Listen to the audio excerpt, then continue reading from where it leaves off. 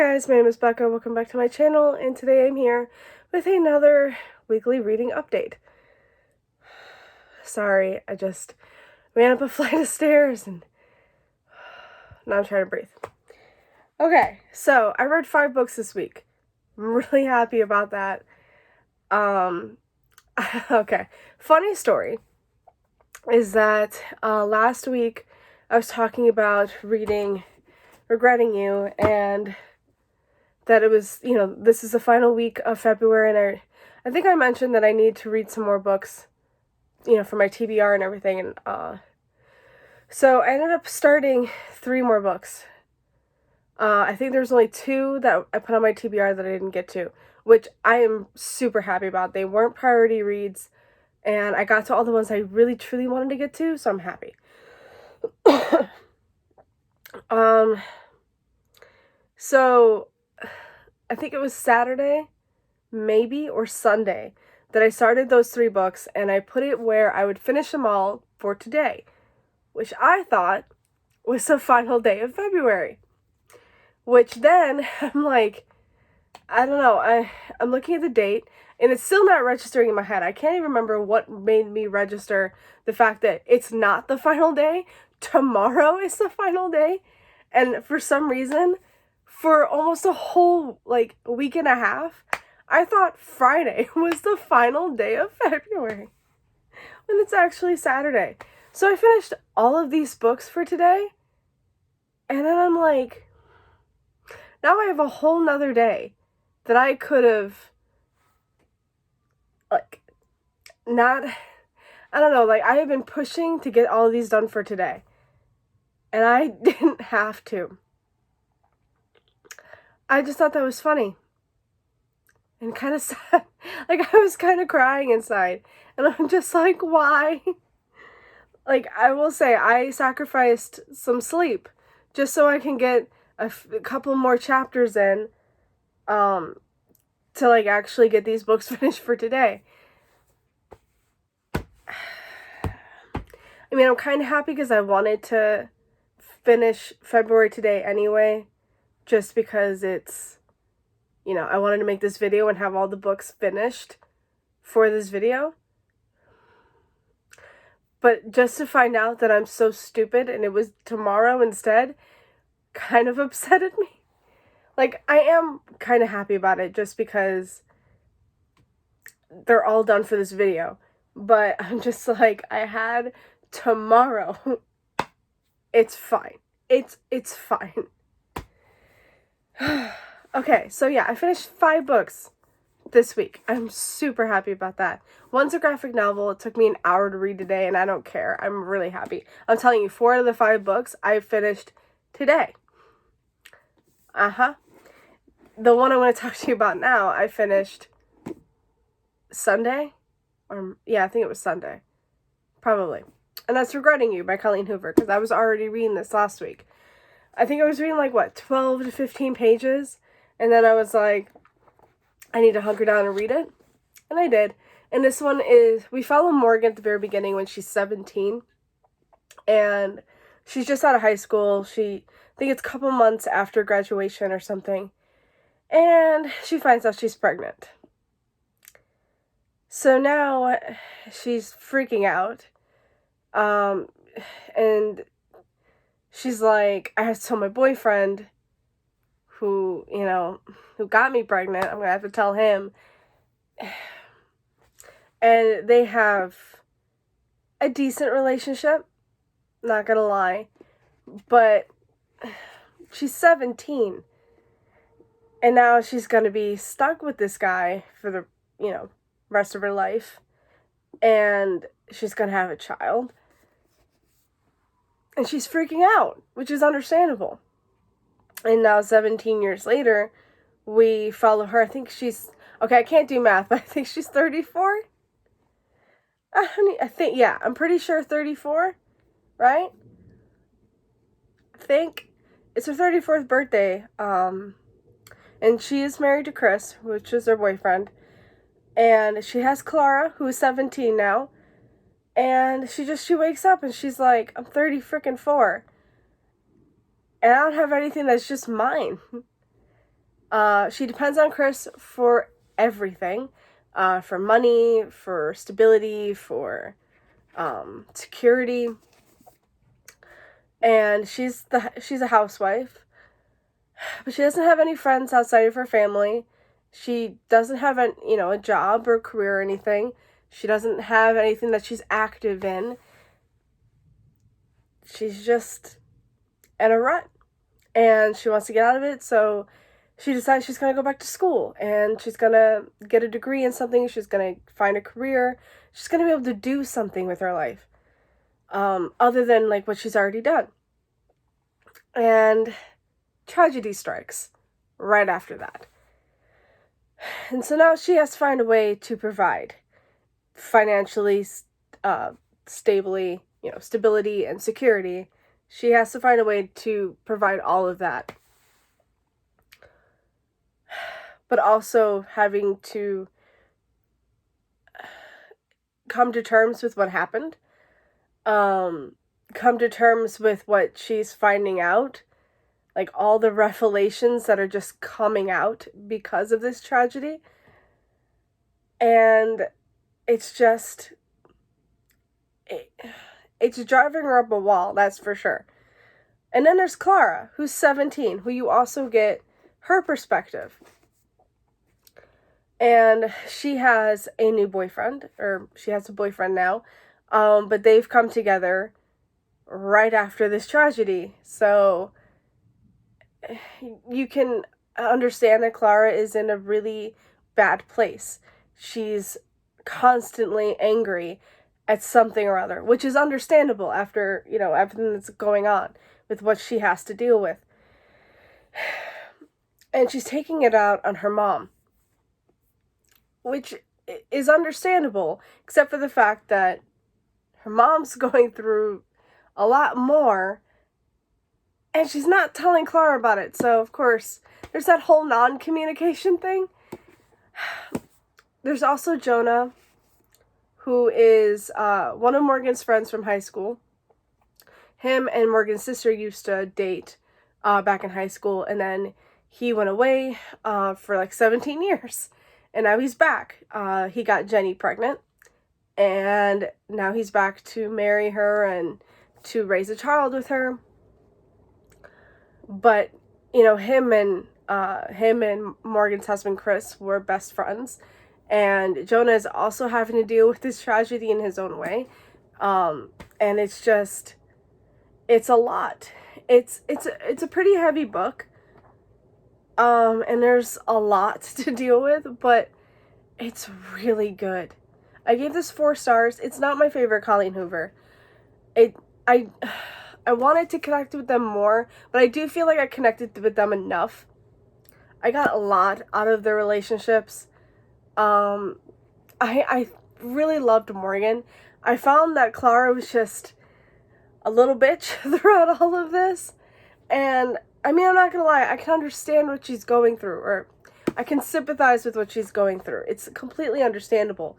But, like, the whole time I'm like, just freaking shut up.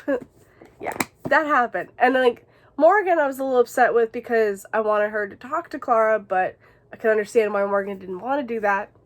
It was just this whole thing. So I still really, really enjoyed it. I gave this 4 stars. What can I say? I love Colleen Hoover's writing. I love her books. I had a feeling I was really going to love this. So then we're on the books that I finished today. First up, we have Archangels Legion by Nalini Singh. This is, 5? Man.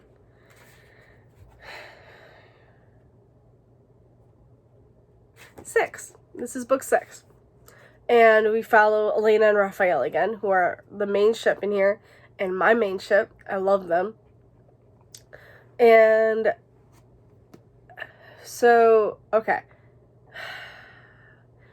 Angels are falling from the sky. Vampires are getting really freaking sick. People are dying. And nobody knows what the hell is happening. And Elena and Raphael have to figure out, what they're going to do. They have to figure out what's happening and what's causing it or who's causing it. And then there's also this war brewing that they're just like, seriously? That's also a thing they have to deal with. But of course, Elena and Raphael always work this out together. And I love that. I mean, they have their issues, but they work it out together. And I love them so much. So this one wasn't my favorite. I think my favorites will always be the first couple of books. That's just how it always is, but I absolutely loved it. I gave this 4 stars. I love Raphael and Elena. I really do. And I love that we get to see some of our other people in here as well. Dimitri and Honor. We get Jason again. You know, it's really nice to see all of my people. So I'm not upset about any of it. I really enjoyed it. I enjoyed a couple of the revelations that we get. There's also something going on with Raphael that we're like, what the hell is happening? You know, I can't really say what's happening. Like, I can't tell you because I don't want to spoil it. But something is going on with Raphael, and we're wondering, is madness creeping in like it does to some other archangels? Hopefully not. Not going to say anything, but definitely pick up the series if you haven't. I really love the Guild Hunter series. It's just so addictive. I just really love it. I love these like urban fantasy paranormal romances. They're just so good. Again, so addicting. 4 stars. It's gonna be a trend. Twice in a Blue Moon by Christina Lauren. Another book I finished today. So mad. Like, I'm mad, but I'm not mad. You know what I mean? Like, I'm mad that I didn't realize I had tomorrow. But I'm kind of glad because then I can put them all in this video, so.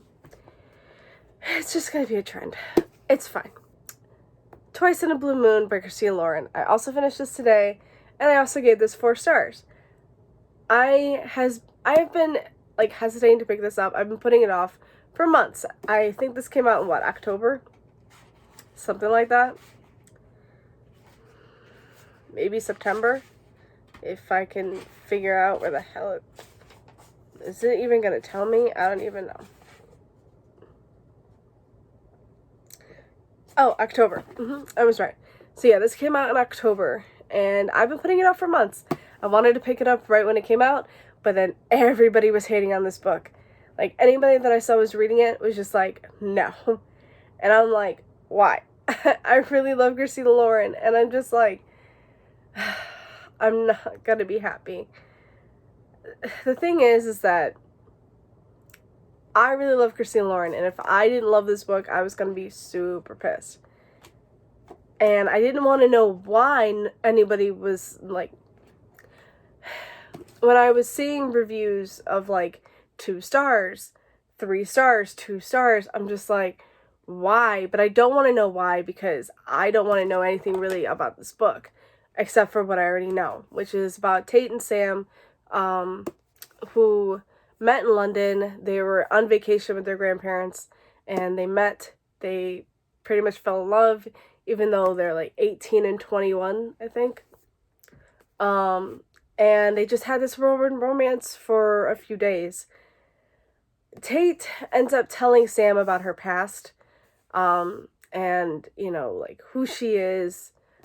She opens up the fact that she is the long-lost daughter of a film star, like a really big film star, and it gets out while she's in London.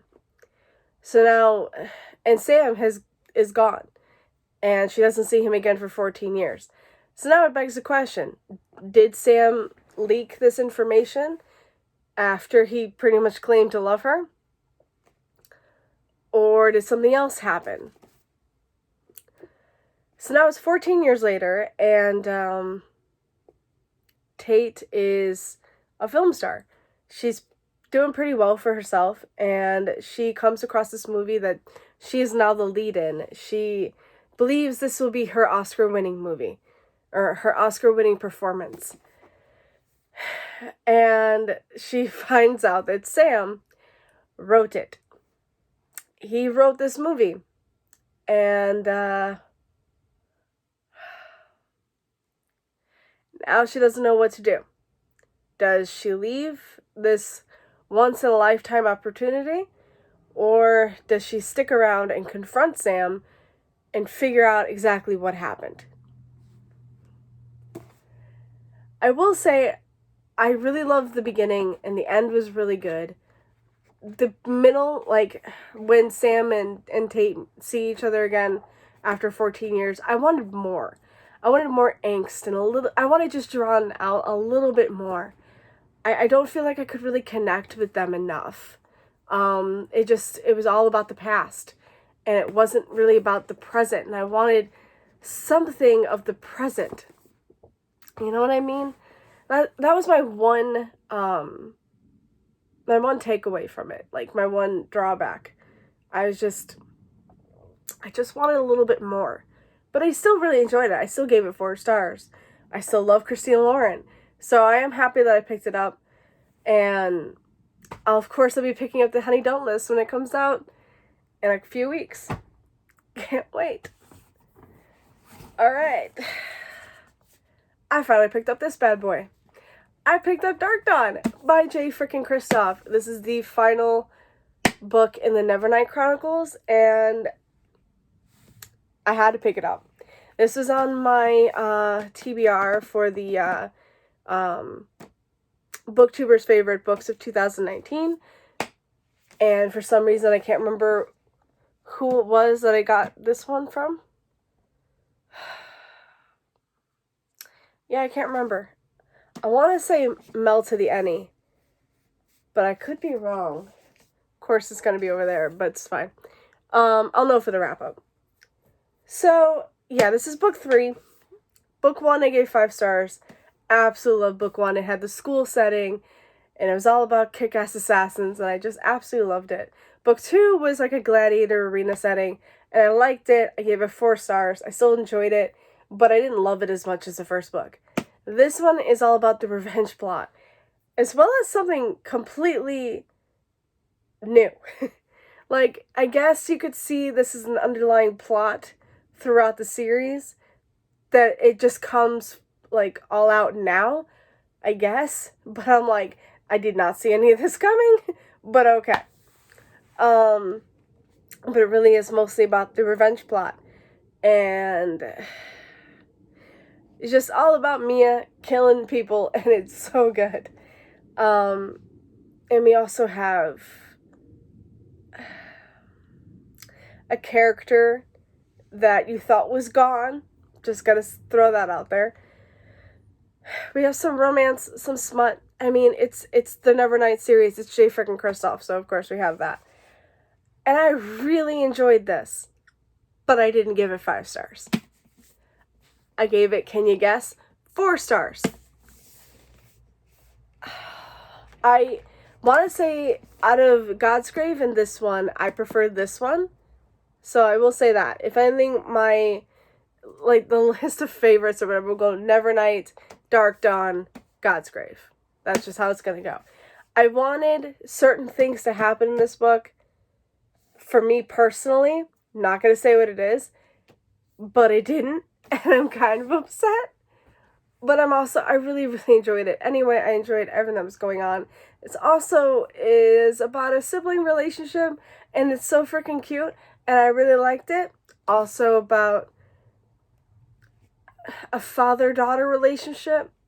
You know what I mean? Like, and I just, you know, it's about Mia figuring out. No, I can't really talk about that without spoiling it either.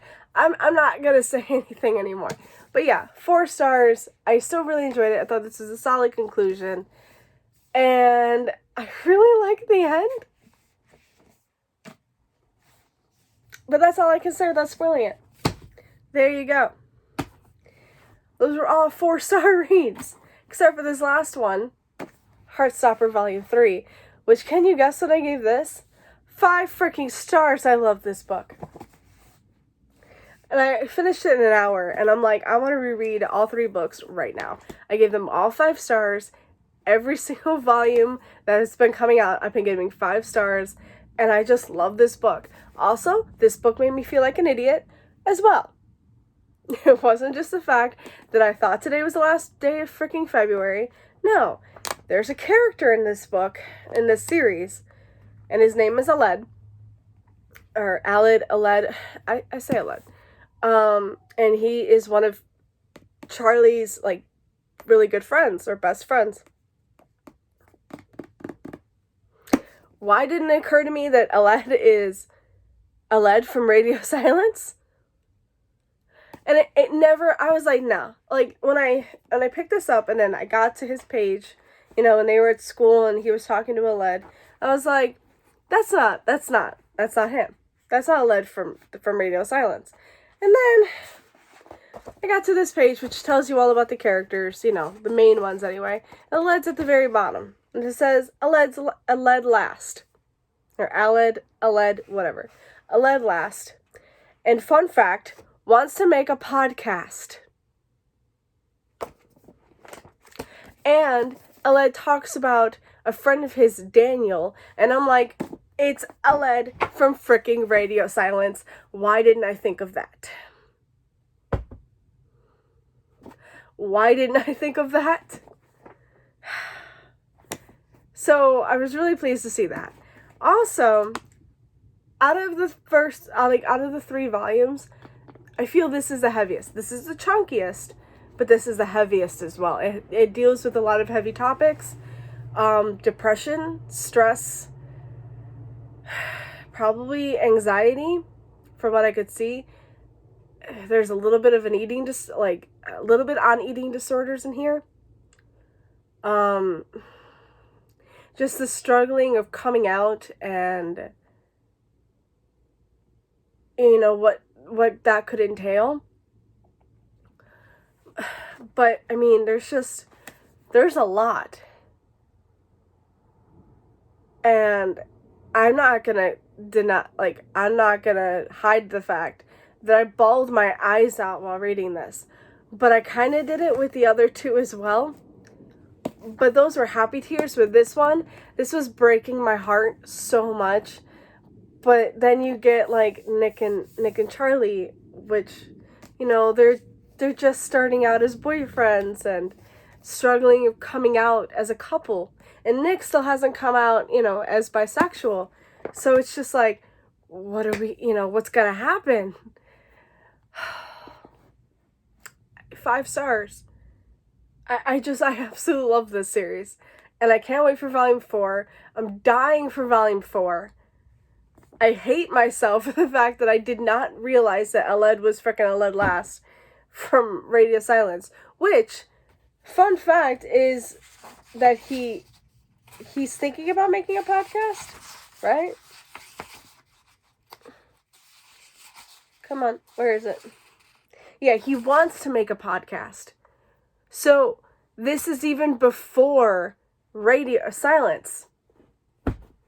I'm just learning things now as I talk. Oh, man. I might have to get Radio Silence again. I want to get Solitaire. I'm really, like, kicking myself that I haven't gotten that yet. Even though I know this is prequel now. Well, this is for sure prequel, I think, to Solitaire. If I remember correctly, it was prequel to Solitaire. But this is also prequel to Radio Silence. So I'm like... So yeah, that's everything that I read for this week. I had a really good reading week. Which technically it's not over until tomorrow, but I don't care. It's over for me. I'm probably not going to read anything. And if I do, I'll just get a head start on my March TBR. Because if you guys saw that, I'm in a bit of a pickle. There's that. So, yeah, that's it for me today, guys. Thank you so much for watching. And I will see you again later.